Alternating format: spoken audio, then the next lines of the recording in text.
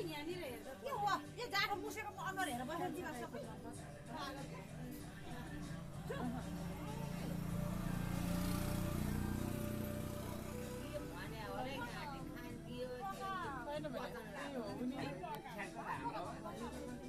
दसैँ चाडबाड भएर छ्याट्ट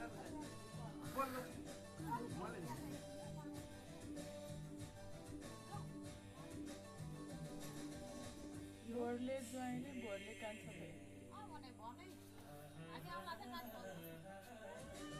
के भा भन्छ म भने है यसले नि मैले भन्थेँ त्यसो भने लाइदिन्छ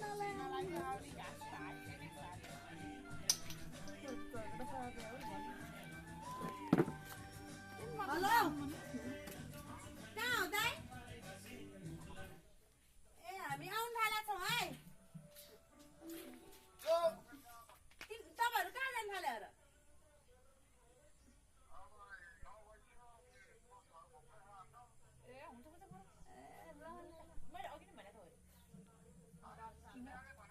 छुटछुट जाने टक्कटी गरेर खाएन मान्छे कुरिरह होला बाटो कुरिरह होला अनि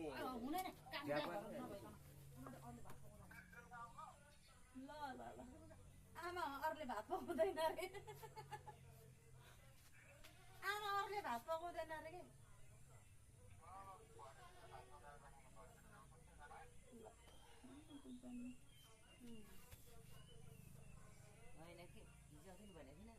कहाँ जानु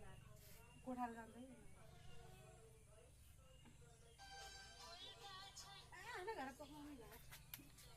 यही अहिले साँच्ची ओइ तिमीहरूलाई एउटा कुरा भनौँ भने खसी काटेर पुलो गरेर डाँडा मन्दिरमा कुनमा त्यस्तो दिएको मैले तारेकोमा